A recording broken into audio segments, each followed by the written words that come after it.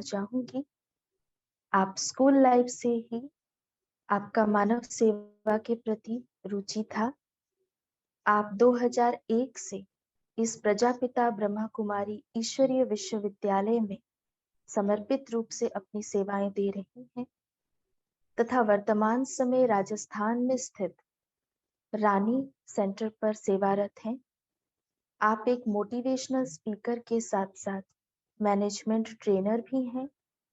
देश के विभिन्न इंडस्ट्रीज में, संस्थाओं में, शिक्षा निकेतनों में, मिलिट्री, पैरामिलिट्री फोर्स में आपने समय प्रति समय मैनेजमेंट कोर्सेज कराते रहे हैं।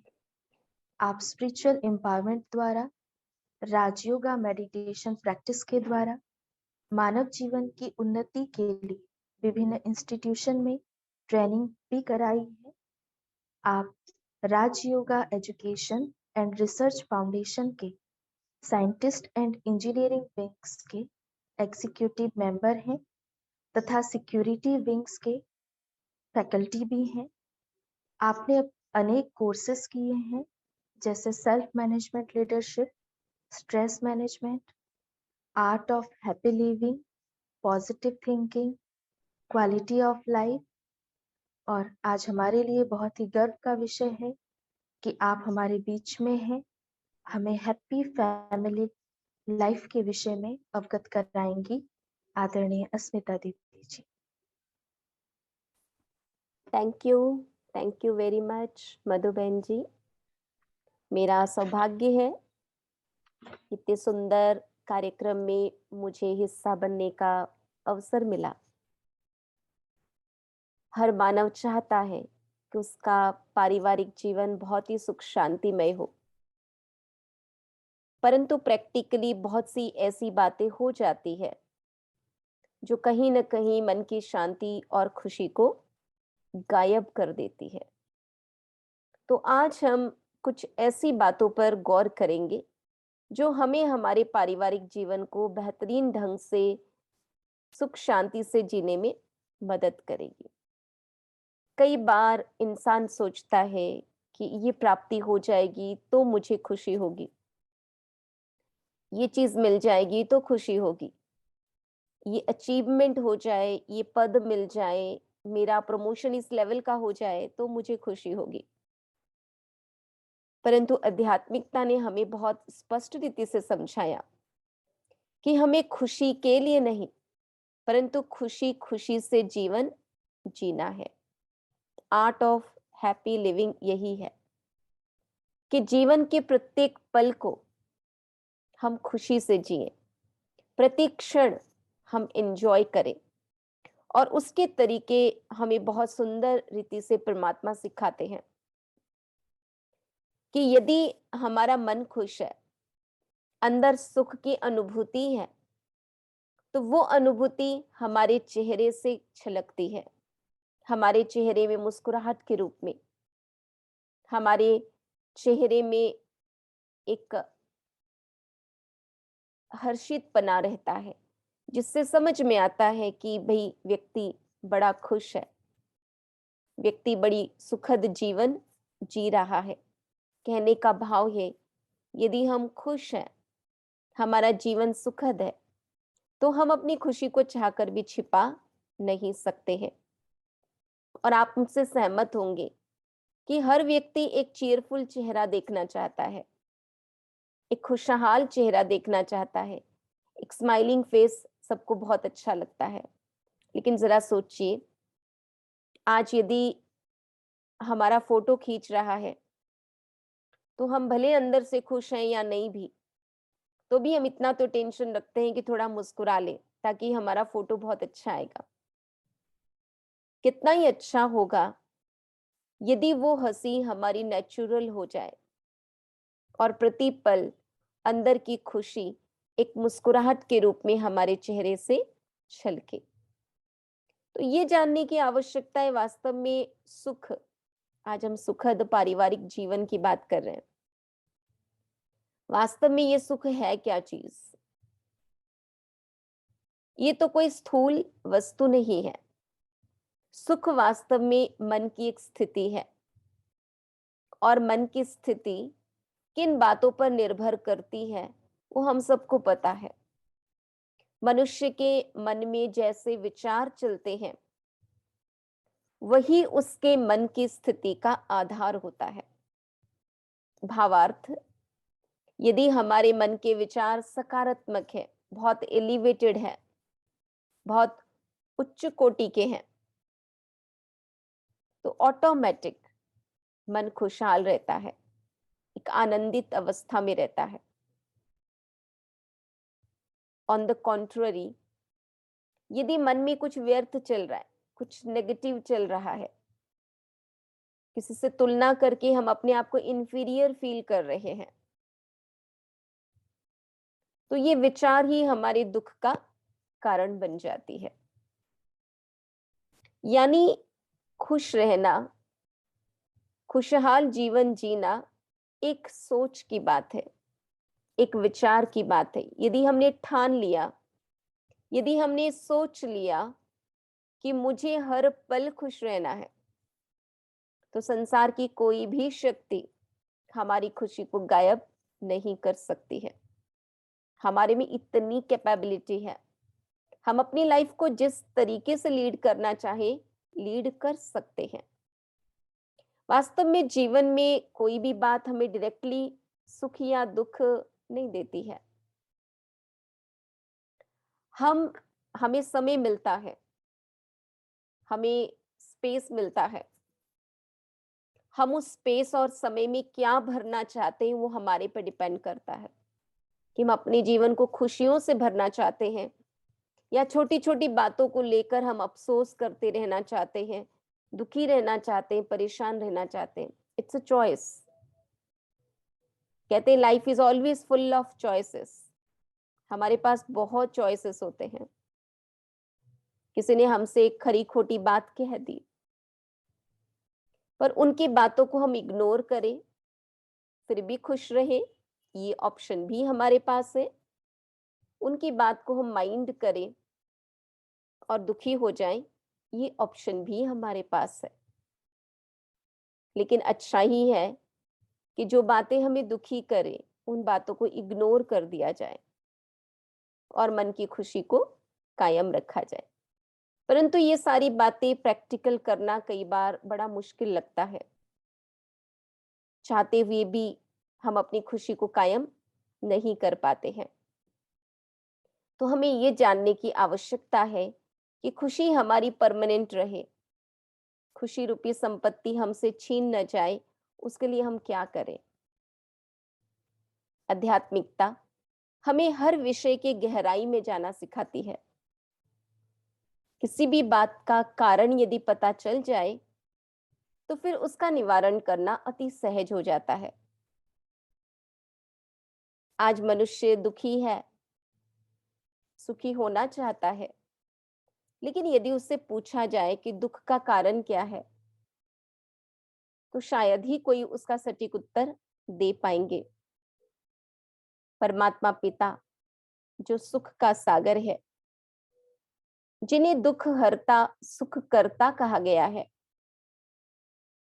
जो हमें सुख का रास्ता बताते हैं और हमें कहते हैं कि मीठे बच्चे, दुख और अशांति का मूल कारण काम, क्रोध, लोभ, मोह और अहंकार है, जिन्हें हम 5 विकार कहते हैं। जहां ये विकार है वहां दुख है ही है। यानी यदि हम दुख से मुक्ति चाहते हैं, यदि हम दुख से छुटकारा चाहते हैं, तो हमें इन 5 विकारों से अपने आप को मुक्त करना होगा। भगवानुवाच, पवित्रता सुख शांति की जननी है। जहां पवित्रता है वहां सुख शांति दोनों है। सोचिए जरा कि क्या आज हमारा मन पवित्र है? कितना छल, कपट, काम, क्रोध, लोभ, मोह, अहंकार तो है ही है। ये सब कुछ भरा हुआ है। हम सोचते कुछ है, बोलते कुछ है और करते कुछ है। क्या इसको पवित्रता कहेंगे? Of course not. और यदि अंदर पवित्रता नहीं है तो सुख शांति नहीं आ सकती है। इसीलिए सुखद जीवन जीने के लिए हमें मन, वचन, कर्म, पवित्रता को जीवन में धारण करना होगा। हमारे सोचने, बोलने और करने में एक समानता लानी होगी। और ये समानता, ये पवित्रता का गुण जीवन में अपनाने के लिए हमें क्या करना होगा? क्या दुनिया में ऐसा कोई शॉप है, ऐसा कोई मॉल है जहां से आप पवित्रता खरीद सकते हैं, जहां से आप सुख शांति खरीद सकते हैं? नहीं। पवित्रता की प्राप्ति के लिए, पवित्रता की अनुभूति के लिए, पवित्रता को जीवन में धारण करने के लिए हमें अपने आप को उसके सोर्स से जोड़ना पड़ेगा। वो सोर्स कौन है, वो समझना पड़ेगा। परमात्मा ने हमें कहा, हमारी सहमति के बिना संसार का कोई भी व्यक्ति हमें दुखी नहीं कर सकता। दुनिया में भी बहुत ऐसे फिलोसोफर्स होकर गए हैं जिन्होंने इस बात को स्पष्ट किया है, no one can make you unhappy without your consent. आपकी सहमति के बिना आपको कोई दुखी नहीं कर सकता। फॉर एग्जाम्पल, आपने कोई चीज तोड़ा नहीं है, पर आप पे संदेह किया गया कि आपने वो चीज तोड़ा है। संभव है कि आप दुखी हो जाएं कि मेरे पे इतना भी भरोसा नहीं है कि मैं झूठ नहीं बोलूंगी। ये भी संभव है कि आप कहेंगे कोई बात नहीं, गलतफहमी हो गई, पर मुझे तो मालूम है ना कि मैंने ये नहीं तोड़ा है और मैं उससे डिस्टर्ब नहीं होती हूँ। सामने वाले ने मुझ पे शक किया, फिर भी यदि मैं न चाहूं तो मुझे कोई दुखी नहीं कर सकता है। चॉइस हमारे हाथ में है। पर जब तक हम अपने आप को उस परिस्थिति से डिटैच नहीं करते हैं, तब तक हम उसके प्रभाव से अपने आप को मुक्त नहीं कर सकते हैं। आज हम हर बात में, हर घटना में इतने अधिक इन्वॉल्व हो रहे हैं कि जो बात जैसी घटित हो रही है उसका संपूर्ण प्रभाव हमारे मन की स्थिति पर पड़ रहा है और वही हमारे सुख या दुख का कारण बन रही है। तो हम थोड़ा सा यदि हर घटना को डिटैच होकर, जैसे एक तीसरा व्यक्ति देख रहा है, उस रीति से देखने का अभ्यास, आदत डालेंगे तो हम किसी भी बात में तुरंत रिएक्ट नहीं करेंगे। किसी भी बात का बुरा असर, बुरा प्रभाव हमारे मन की स्थिति पर कभी नहीं पड़ेगा। आध्यात्मिकता हमें ये सिखाती है, जैसी स्मृति वैसी स्थिति। आप जरा सोचिए, यदि हमारे जीवन में पास्ट में कुछ अच्छी बातें हुई है, कुछ अच्छा अचीवमेंट हमें हुआ, कुछ अच्छी घटनाएं हमारे साथ हुई, जब हम उन बातों को याद करते हैं, बहुत पहले कभी बात हुई थी, लेकिन आज इस घड़ी भी यदि हम उस घटना को याद करते तो हमारा चेहरा खिल जाता है। और यदि कोई दुखद बात हम याद करते हैं, उसने मेरे साथ धोखाधड़ी की, उसने मुझे ऐसे कहा, कुछ भी ऐसा जो मुझे, मेरे लिए बहुत पेनफुल था, बहुत पहले की घटना को आज की तारीख में भी यदि याद करते हैं तो मन दुखी हो जाता, उदास हो जाता, हमें बहुत बुरा फील होने लगता है। यानी हमारे मन की सोच, हमारी अंदर की स्मृतियां किस हद तक हमारे मन की स्थिति को प्रभावित करती है, हमें ये बात भली भांति समझ में आ रही है। और आध्यात्मिकता हमें प्रतिपल कुछ न कुछ अच्छी बातें सोचने के लिए, कुछ अच्छी स्मृतियों को अपने मन में लाने के लिए प्रेरणा देती है। यदि हम रोज सुबह कुछ अच्छे विचारों के साथ दिन की शुरुआत करें, तो आप जरा सोचिए आपका दिन कैसा होगा। कहते हैं well begun is half done.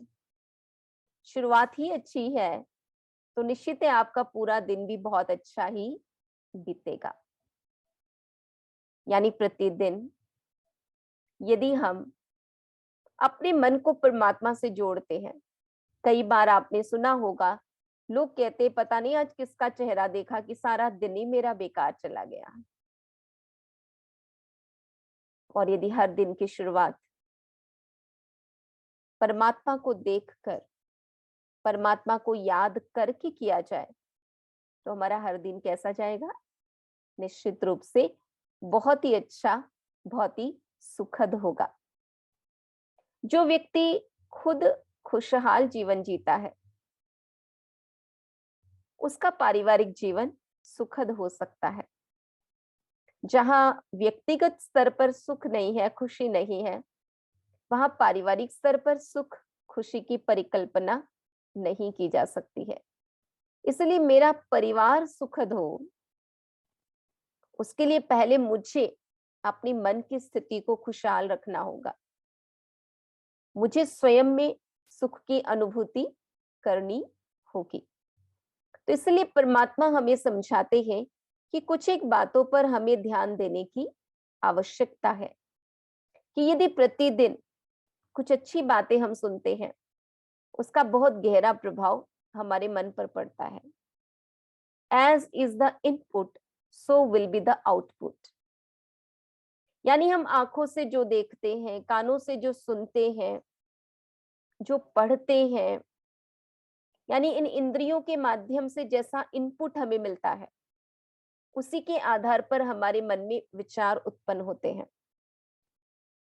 तो यदि रोज कुछ अच्छी बातें हम सुने, कुछ अच्छे साहित्य का अध्ययन करें, जिसे हम सत्संग कहते हैं, तो वो हमारे मन के लिए बहुत पॉजिटिव फूड होगा, मन के लिए हेल्दी डाइट होगा, जिससे मन के विचार शुद्ध, सात्विक, सकारात्मक होंगे और मन की स्थिति भी वैसी ही होगी। दूसरी बात जो हमने आध्यात्मिकता में सीखा, जैसा अन्न वैसा मन। अन्न का बहुत गहरा प्रभाव मन पर पड़ता है। इसलिए परमात्मा कहते यदि रोज हम शुद्ध शाकाहारी सात्विक भोजन स्वीकार करते हैं, तो मन के विचार भी हमारे शुद्ध सात्विक होते हैं। और जहां विचारों की शुद्धि है, वहां सुख शांति अवश्य ही है। और तीसरी बात, प्रतिदिन कुछ समय हम सुख के सागर परमात्मा से अपने मन को जोड़ें, पवित्रता के सागर परमात्मा से अपने मन को जोड़ें, जिससे परमात्मा से सुख और पवित्रता की प्राप्ति हमें होती रहे। जैसा कि हमने पहले भी बात किया कि पवित्रता सुख शांति की जननी है। तो जहां पवित्रता के सागर से हम रोज अपने अंदर भरना शुरू करेंगे, वहां पवित्रता का बाई प्रोडक्ट सुख शांति ऑटोमेटिक हमारे जीवन में दिखाई देने लगेंगी। यदि हम अपने परिवार को सुखद बनाना चाहते, पारिवारिक जीवन को सुखद बनाना चाहते हैं, हम अपने व्यक्तिगत जीवन को खुशहाल बनाना चाहते हैं, तो हमें आध्यात्मिकता के कुछ प्रिंसिपल को समझना पड़ेगा। लाइफ इज एन इको, यानी हम जो देते हैं वही हमारे पास रिटर्न लौट कर आता है। हम अच्छा कर्म करते हैं तो उसका रिटर्न हमारे साथ अच्छा होता है। हम कुछ बुरा करते हैं तो उसका रिटर्न हमारे साथ भी कुछ न कुछ बुरा ही होता है। जैसे न्यूटन का तीसरा सिद्धांत कहता है, हर क्रिया की समान और विपरीत प्रतिक्रिया होती है। कहा गया है as you sow shall you reap. आप जैसा बीज बोएंगे वैसा ही फल काटेंगे। कहने का भाव है, यदि हमने औरों को दुख दिया है, औरों को सताया है, औरों को परेशान किया है, औरों को तंग किया है, ये परमात्मा ने हमें सिखाया कि निश्चित है कि हम दुखी होकर मरेंगे। दुख का रिटर्न दुख ही हो सकता है। और यदि मैंने बहुतों को सुख दिया है, बहुतों को सुकून दिया है, बहुतों को आराम पहुंचाया है, तो उसका रिटर्न मुझे भी अपने जीवन में सुख की अनुभूति होगी, किसी न किसी प्रकार से आराम मिलेगा। कहने का भाव है, यदि हम अपने जीवन को सुखद बनाना चाहते हैं, खुशहाल बनाना चाहते हैं, तो हमें औरों को सुख देने का अटेंशन रखना होगा। भूले भटके, हमारे से किसी को दुख न पहुंचे, इस बात के लिए सावधानी बरतनी होगी। रोज रात को सोने से पहले यदि हम अपने आप को टटोल कर देखें, आज मैंने किसी को दुख तो नहीं दिया, और उससे बढ़ के आज मैंने कितनों को सुख दिया। अगर ये दो बातों की हम चेकिंग कर सके और एक लक्ष्य रखें कि मुझे किसी को दुख नहीं देना है, और कम से कम एक व्यक्ति को तो सुख जरूर देना है, तो क्या हो जाएगा? आपका जीवन में सुख का अकाउंट बढ़ता चलेगा और सुख की प्राप्ति की संभावनाएं बढ़ती जाएंगी, और आपका जीवन डे बाय डे खुशहाल बनता जाएगा।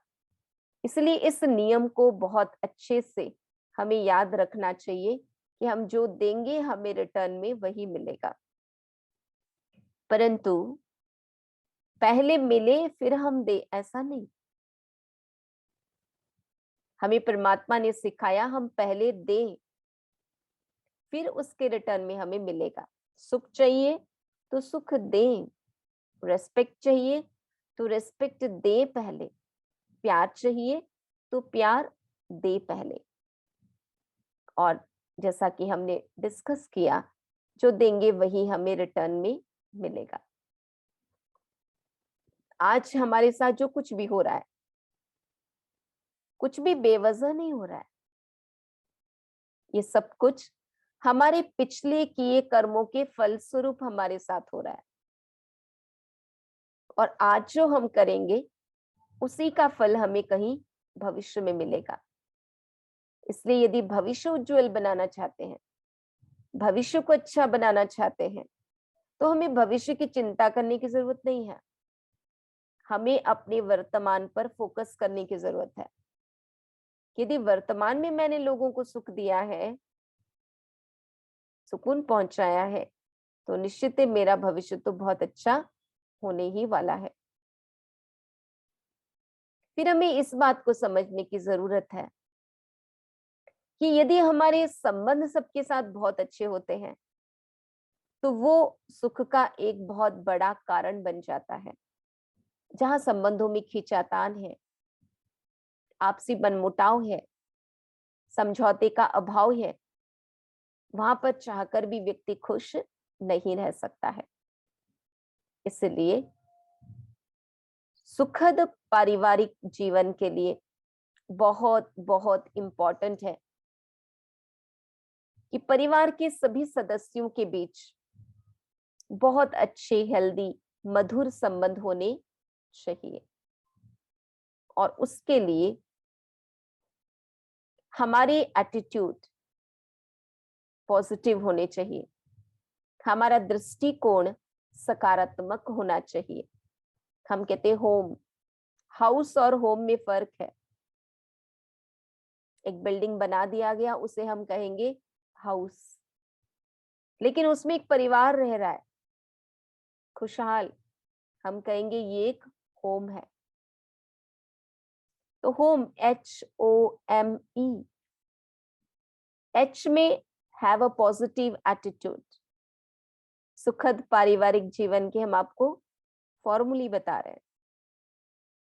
हैव अ पॉजिटिव एटीट्यूड, हम अपने एटीट्यूड को, दृष्टिकोण को सदा पॉजिटिव बनाए रखें।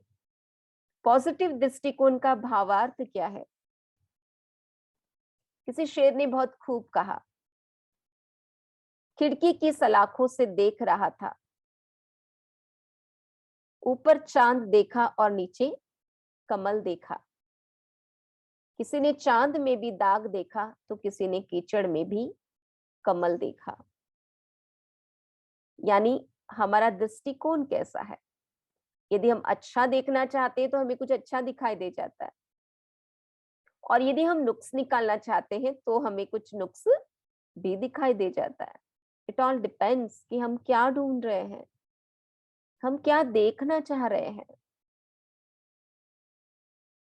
हम यदि अच्छाई ढूंढ रहे हैं, अच्छाई देखना चाह रहे हैं, तो हमें अच्छाई अवश्य दिखाई देगी। और आध्यात्मिकता हमें यही सिखाती है कि हर व्यक्ति की पॉजिटिविटी को देखो, हर व्यक्ति के स्पेशलिटी को देखो, हर व्यक्ति के गुण को देखो।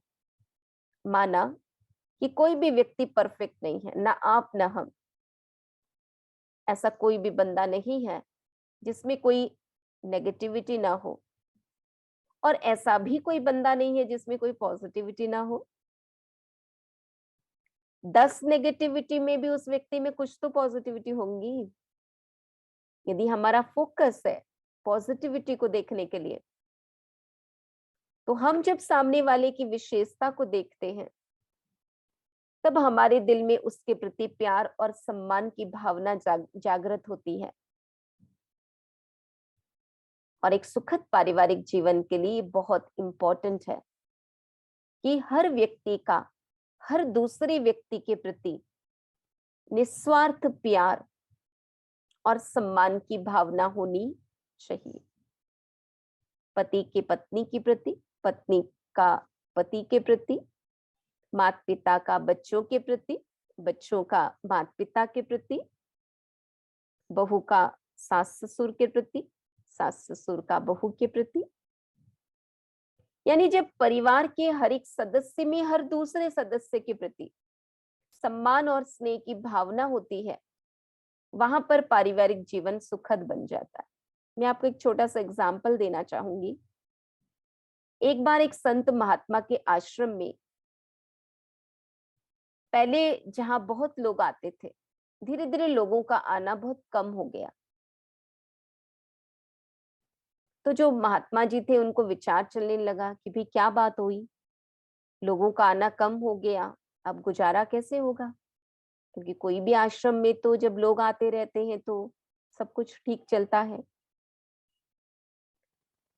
तो महात्मा जी ने सोचा किसी बड़े संत से मिलकर राय सलाह की जाए। तो किसी बड़े संत से मिले और उनसे अपनी प्रॉब्लम बताई कि ऐसे ऐसे हमारे आश्रम में पहले बहुत लोग आते थे और आजकल कोई आते ही नहीं है। तो उन्होंने उनसे कहा कि आप जाके सभी से कह दो कि आपके आश्रम में जितने सारे लोग हैं, आप हैं, आपके साथ और भी जो लोग हैं, उनमें से कोई देवदूत है और आप उस देवदूत को ढूंढ कर निकालो, फिर मैं आपसे बात करता हूँ। तो महात्मा जी गए, अपने आश्रम में सभी से कहा कि भी ऐसे महात्मा जी ने कहा है कि हमारे बीच कोई देवदूत है और हमें उसे ढूंढ कर निकालना है। तो अगले दिन क्या हुआ, जो व्यक्ति बगीचे का काम करता था, बड़ी तन्मयता से बड़ी मेहनत करता था, सबको लगने लगा कि शायद यही देवदूत है। जो भोजन बनाने की सेवा करता था, भाई वो भी बड़ा अटेंशन से बिल्कुल समय पर सभी के लिए भोजन तैयार करता था।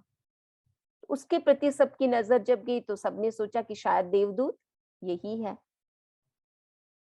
जो आश्रम की सफाई करता था उसके लिए भी सबको यही लगा कि शायद देवदूत यही हो, क्योंकि पूरे आश्रम के परिसर को हर प्रकार से स्वच्छ रखने की, साफ रखने की जिम्मेवारी इसके ऊपर है और अपनी जिम्मेवारी बखूबी निभा रहा है।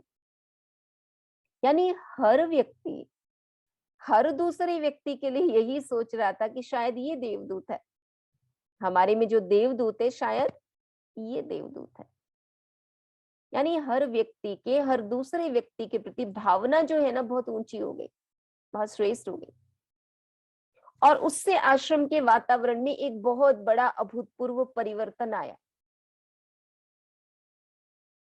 और उस वातावरण में जो परिवर्तन आया उसके कारण फिर से उनके आश्रम पर लोगों का आना शुरू हो गया।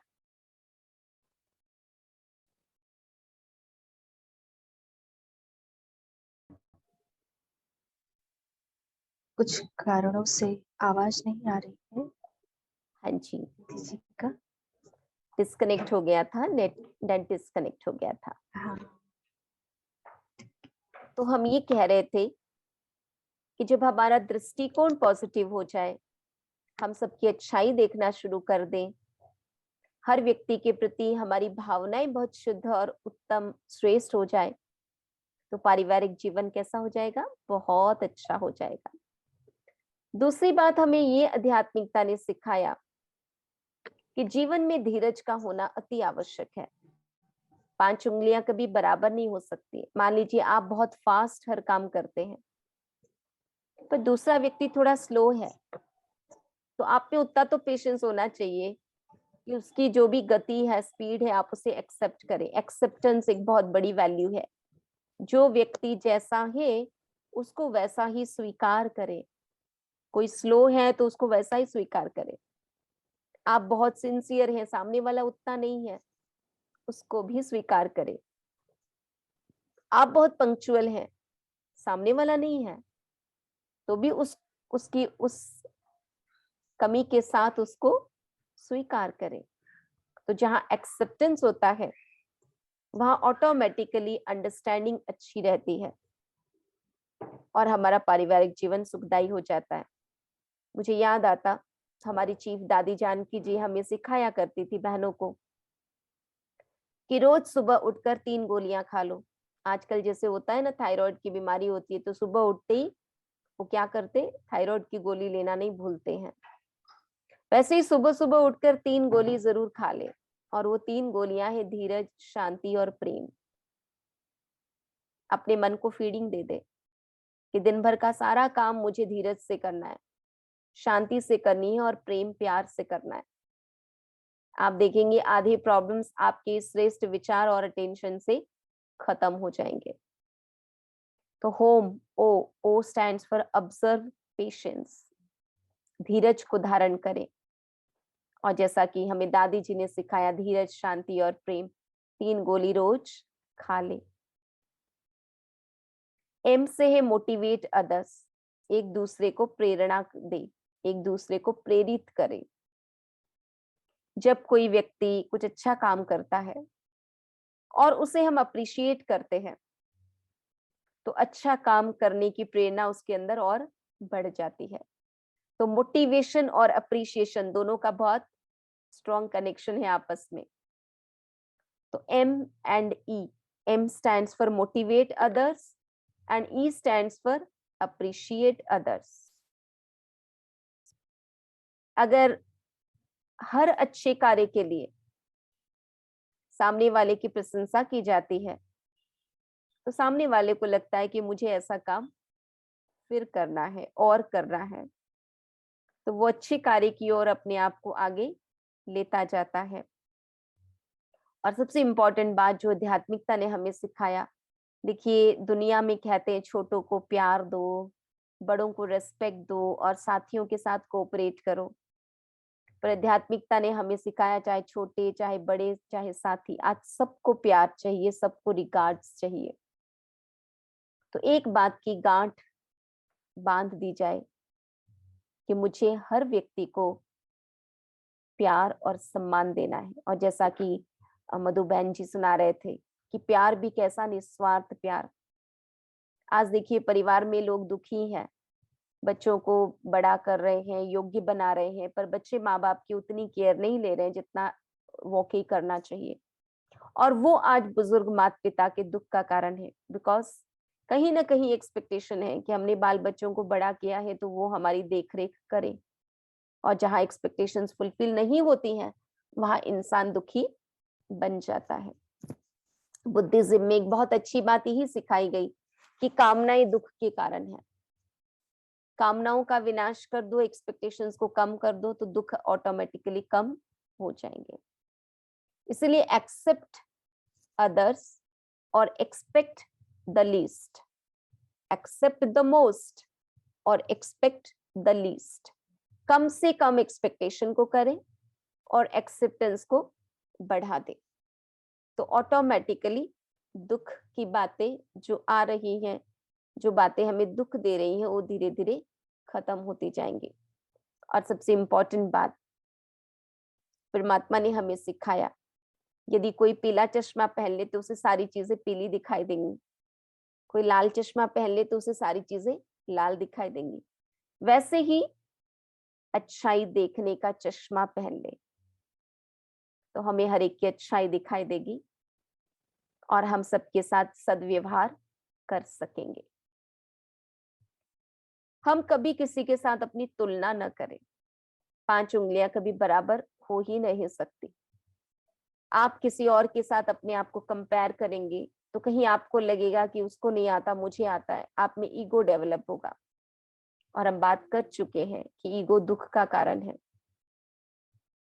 और मान लीजिए कंपेयर करके आपको लगा उनको नहीं आता, उनको आता है मुझे नहीं आता, आपके मन में इंफीरियरिटी कॉम्प्लेक्स डेवलप होता है, तो भी आप अपने आप को लो फील करेंगे, डाउन फील करेंगे, और वो पुनः आपके दुख का कारण बन जाएगा।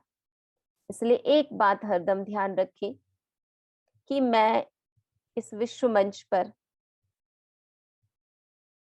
परमात्मा की एक बहुत ही यूनिक रचना हूं। मेरी पर्सनालिटी यूनिक है। आप पूरे जहान में चक्कर लगा के आ जाइए, बिल्कुल आपके जैसा देखने में, बोलने में, व्यवहार में, आचरण में कोई दूसरा व्यक्ति आपको कभी नहीं मिलेगा। तो जब हम हैं ही भगवान की यूनिक रचना, तो हमें किसी और के साथ अपनी तुलना करने की कोई आवश्यकता नहीं है।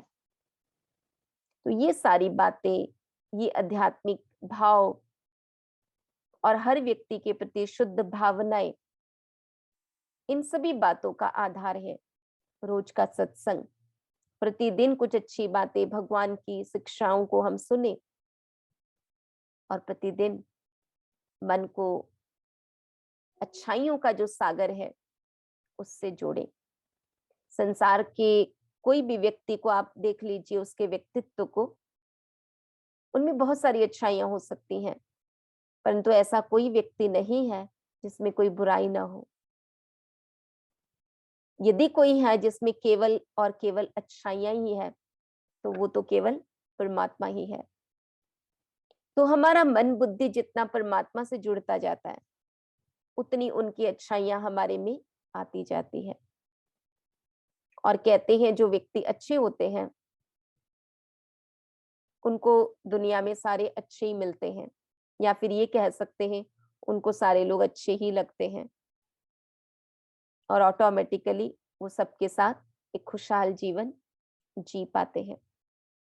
और जब हम मेडिटेशन करते हैं, परमात्मा में मन बुद्धि को जोड़ते हैं, हम केवल परमात्मा से सुख शांति की किरणें लेते नहीं हैं, लेने के साथ साथ हम उन किरणों को अपने चारों तरफ बिखेरते भी हैं, हम उन किरणों को अपने चारों तरफ स्प्रेड भी करते हैं।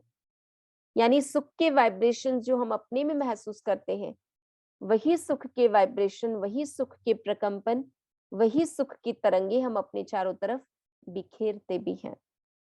तो ये हमारा वर्षों का अनुभव रहा है कि हम खुद सुखद जीवन जीने के साथ साथ औरों के मन में भी वो सुख के वाइब्रेशंस, वो सुख की तरंगे पहुंचा सकते हैं।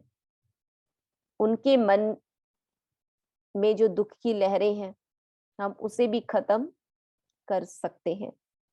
इसलिए बहुत ही एक सुंदर सा अभ्यास होता है मेडिटेशन, जिसमें हम अपने मन बुद्धि को परमात्मा से जोड़कर जैसा वातावरण अपना परिवार का बनाना चाहे वैसा बना सकते हैं। हम परमात्मा से जोड़कर महसूस करते हैं कि मैं एक सुख स्वरूप आत्मा हूं, मुझे आत्मा का ओरिजिनल गुण सुख है। परमात्मा से सुख की किरणें मुझ में आ रही हैं और यही सुख की किरणें धीरे धीरे मेरे परिवार के हर एक सदस्य के ऊपर पड़ रही हैं। आप 5-7 मिनट ही भले रोज अभ्यास करेंगे तो आप ये पाएंगे आपके परिवार का वातावरण धीरे धीरे इतना पॉजिटिव, इतना प्यार भरा और इतना सुखद हो जाएगा कि आप सोच भी नहीं सकते। तो इसलिए जीवन को कैसा बनाना वो हमारे ऊपर डिपेंड करता है। छोटी छोटी बातों का टेंशन रख के, अन्न की शुद्धि, रोज सत्संग और रोज थोड़ा समय ध्यान का अभ्यास, इन बातों को यदि हम डेली रूटीन में शामिल करें तो हमारा पारिवारिक जीवन बहुत सुख शांतिमय हो सकता है। इन्हीं बातों के साथ मैं अपनी वाणी को विराम देती हूँ। ओम शांति।